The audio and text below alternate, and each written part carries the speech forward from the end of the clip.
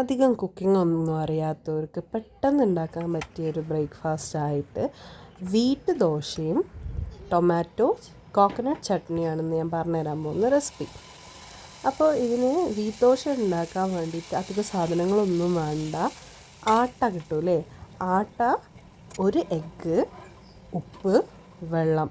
ഇത് നന്നായി കലക്കിയതിന് ശേഷം ഇത് ദോശമാവിൻ്റെ പരുവായി കഴിഞ്ഞിട്ട് ഇതിലോട്ട് ഓയിലിടുക.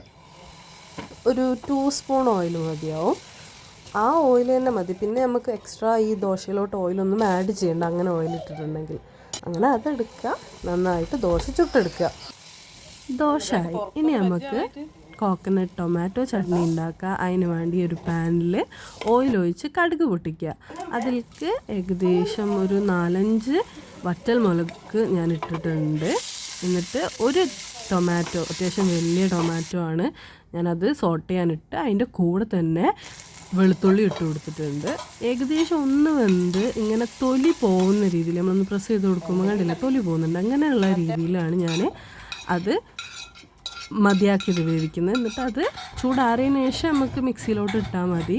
എന്നിട്ട് ഇതിൽ പിന്നെ ഇടാൻ പോകുന്ന സാധനം എന്ന് പറഞ്ഞിട്ടുണ്ടെങ്കിൽ പച്ച തേങ്ങയാണ്. തേങ്ങ, പിന്നെ അതേപോലെ പച്ച ഇഞ്ചി ഇടുന്നുണ്ട്. ഇത് നല്ല ടേസ്റ്റാട്ടോ, ഈ ഇഞ്ചിൻ്റെ ടേസ്റ്റ് നല്ല എനിക്ക് പേഴ്സണലി ഇഷ്ടമായി. പിന്നെ ഉപ്പിട്ട് കൊടുക്കുക, കുറച്ച് വെള്ളം ചേർത്ത് അരച്ചെടുത്താൽ ചട്നിയും റെഡി.